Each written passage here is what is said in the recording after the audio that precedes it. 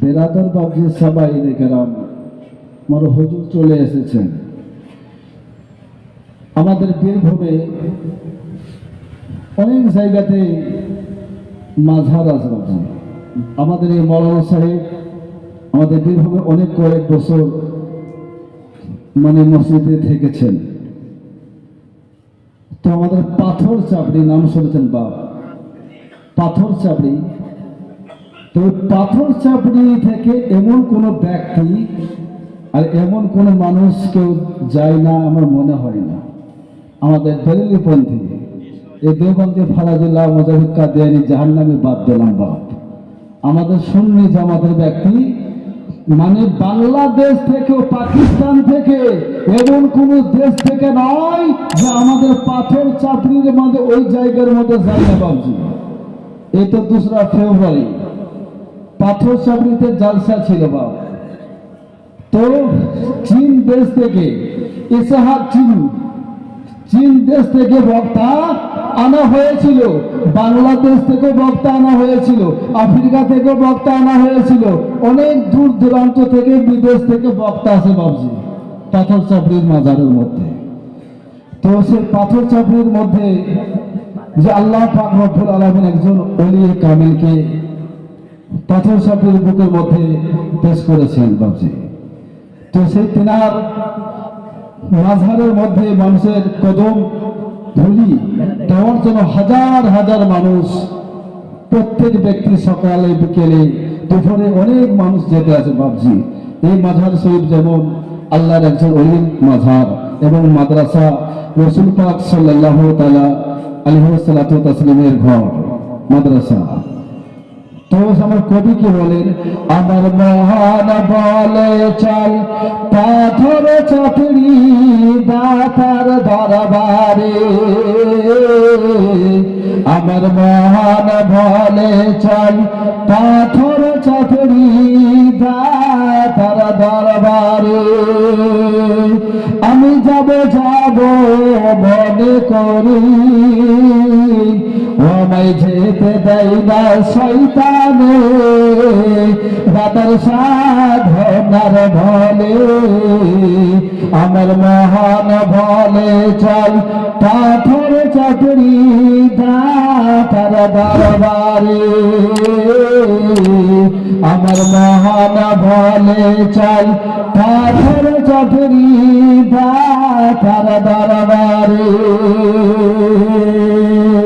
আমি যাব মনে করি আমায় যেতে দেয় না শয়তানে, দাতার পাক মাঝারে, আমার মহান বলে চল পাথর চাপড়ি দাতার দরবারে। ও দাতার সাধনার বলে পাহাড় থেকে মাছ নামি তো দাতা ধরে তের হাতে, যেন বলুন পাথর চাপড়ি বাবজি দাতা বাবা মেহবুব সাহেব রহমতুল্লাহ আলাইহি এত কারামত। তো কবি বলতে আছেন, ও দাতার সাধনার বলে পাহাড় থেকে মাছ নামি তো দাতা ধরে তেন হাতে, ও আগুন নাই রে পানি নাই রে, আগুন নাই রে পানি নাই রে, শুধু করিদের ইসিমেতে দাতার সাধনার বলে আমার মন বলে চল পাথর চাপড়ি দাতার দরবারে।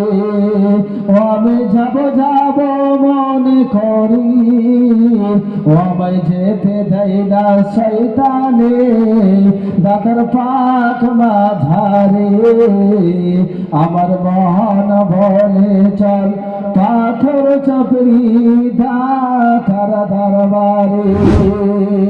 কত রাখাল বাখালে কাপড়কে ফেলে দিত জলের উপরে। দাদা মেহবুব সাহেব রহমতুল্লাহ আলাইহি যখন পুকুরের মধ্যে গোসল করতে নামতেন, তো রাখাল বাখালরা তারা কি করতো, দাদা মেহবুব সাহেব রহমতুল্লাহ আলাইহির কাপড়কে পানিতে ফেলে দিত, আর পানিতে ফেলে দিয়ে বলতো যে ফকিরা এবার কাপড়টা তুলে নিয়ে, তো কবি বলতে আছেন, কত রাখাল বাকালে কাপড় কেড়ে ফেলে দিতেন পানির ওপরে, ও হাত বাড়াইয়া নিতেন দাতা, হাত বাড়াইয়া নিতেন দাতা, শুধু করিতেন এসে বেতে দাতার সাধনার বলে, আমার মন বলে চল পাথর চাপড়ি দাতার দরবারে, ও দাতার নম্বর খাদাতে কত হিন্দু মুসলিম খাবার খাই সব একসাথে বসে, ও দাতার নম্বর খাদাতে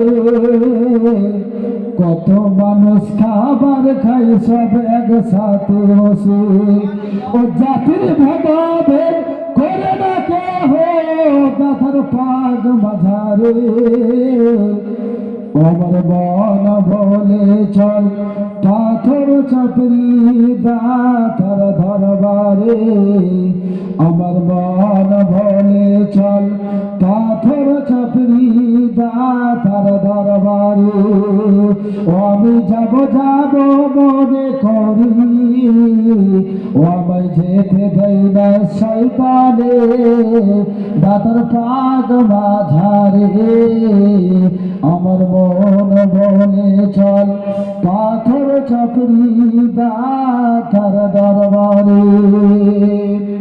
বিরাদার ইসলামিয়া সবাই লিখলাম বাবজি, আমাদের বীরভূমে আর একটি কুষ্টিগুড়ি মাজার শরীফে আব্দুল্লাহ কেরামানি রহমাতুল্লাহ তাআলা আলাইহি, তিনি আল্লাহর একজন ওলি, আর তিনার মাজারের মধ্যে একটা খাসি ছিল, খাসি ছাগল, বুঝতে পারছেন খাসি ছাগল। তো সে আব্দুল্লাহ কেরামানি রহমাতুল্লাহ তাআলা আলাইহি তিনি কি করতেন, মাঝারে যেমন আছে সেরকম ভাবে খাবার দাবার দিতেন, চাল দিতেন, বুট দিতেন, কলাই দিতেন, সমস্ত কিছু জিনিস দিতেন, আর সেটাকে খেয়ে খেয়ে অনেকটাই বড় হয়ে গিয়েছে। তো কুষ্টিগুড়ির মাঝারের সেইখানে ছাগলটি থাকে, আর কুষ্টিগিরি কয়েকটা ছেলে মেলে তারা বলছে যে আজকে তো পীর সাহেব আমাদের নেই, আর সেই ছাগলটি গ্রামে গ্রামে ঘুরে বেড়াতেন, আর যার বাড়ি যেতেন সেই ব্যক্তি কিছু খাবার, ভাত, চাল, মুড়ি, কলাই সমস্ত কিছু দিত। এইরকম করে দিয়ে দিয়ে ছাগলটি অনেকটাই বড় হয়ে গেছে, দেখতে খুব নদস নদস হয়ে গিয়েছে, খুব ভালো হয়েছে। তো সেই কুষ্টিগুড়ি মাঝারের ওই গ্রামের কয়েকটা 10-11 জন ছেলে মেলে তারা বলছে আজকে তো আমাদের পীর সাহেব হুজুর নেই, তা এক কাজ করা যাক, এই হুজুরের ছাগলটিকে আমরা আজকে খেয়ে নেব, আজকে আমরা ছাগলটিকে জবাই করে খেয়ে নেব। তো তারা কি করলো, সন্ধ্যাবেলার মধ্যে রাত্রে হয়ে গিয়েছে, রাত্রি বেলার পরে তারা সেই তখন হুজুরের ছাগলকে তারা জবাই করেছে, আর ছাগলকে জবাই করার পরে তারা ভালো করে রান্না বান্না করে খাওয়া দাওয়া করেছে। খাওয়ার পরে সকাল হয়ে যায়, আর সকাল হয়ে যাওয়ার পর আর সেই ছাগলের নাম রেখেছিলেন দুলাল। ও আমাদের হুজুর আব্দুল্লাহ কেরামানি রহমাতুল্লাহ তাআলা আলাইহি ওই বকরি, ওই ছাগলটির নাম রেখেছিলেন দুলাল। আর সকাল হয়েছে, সকাল হয়ে যাওয়ার পরে ওই হুজুর এসেছেন, হুজুর আসার পরে বলছে তোমার খাদিমকে যে আমার দুলাল কই, গোটা গ্রাম দেখো কোথায় আছে। তা বলছে হুজুর আপনি একটু বসুন, এই মাত্র আপনি এলেন, আমরা দেখছি খোঁজ করছি যে কোনো গ্রামের মধ্যে আছে কিনা বা কারো বাড়ির মধ্যে কিনা, আমরা একটু দেখছি। এইরকম করে দেখা হলো, আর দেখা হওয়ার পর তো সমস্ত গোটা গ্রামবাসী ঘুরে ঘুরে দেখছে যে তার সে ছাগলই নাই। তখন পীর সাহেব বলতে আছেন খাদিম আমার ছাগল এই কুষ্টিগিরির 11 জন চ্যাংড়া যুবক ছেলেদের পেটের মধ্যে আছে, বলে সুবহানাল্লাহ। তো খাদিম বলছে তাই হয় হুজুর। কিভাবে আপনি বুঝলেন? এটা কিরকম করে? আর যারা আল্লাহর ওলি হয়ে যায় তাদের জন্য হাদিসে বলেছেন মাজালা আব্দি তাকাররাবা ইলাইহি বিনওয়াফিল হাত্তা আহাব্বাতা ফাত্তাহুল নবী সামিউল নবী আসবাহুল নবী। ওই যে ব্যক্তি আল্লাহর ওলি বান্দা যারা হয়ে যায় তাদের হাত হয়ে যায়, আর সেই হাতের দ্বারা থেকে সেই ব্যক্তিরা মানে হাতের দ্বারা থেকে সেই ব্যক্তিরা কর্ম করতে থাকে। আমি তার জবান হয়ে যাই, আর সেই জবান দ্বারা থেকে সেই ব্যক্তি বলতে থাকে। আমি সেই ব্যক্তির কান হয়ে যাই, আর সেই কানের দ্বারা থেকে ওই ব্যক্তি শুনতে থাকে। আমি ওই ব্যক্তির পা হয়ে যাই, আর সেই পানের দ্বারা থেকে পায়ের দ্বারা থেকে সেই ব্যক্তি চলতে থাকে। বলো সুবহানাল্লাহ। সেই ব্যক্তি চলতে থাকে। তো সমস্ত গোটা গ্রামবাসীকে বলানো হলো, ডাক করালো। ডাক করার পরে বলছে শোনো, সকলেই গোটা গ্রামবাসীকে ডাক করানো। আর হুজুরে তখন ওই জায়গার মধ্যে আছেন, আর বলছে যে তোমরা একটা সত্যি কথা বলো যে আমার হুজুরের ছাগল কে তোমরা কে খেয়েছো বলো। তো বলছে না, আমরা কেউ খাইনি।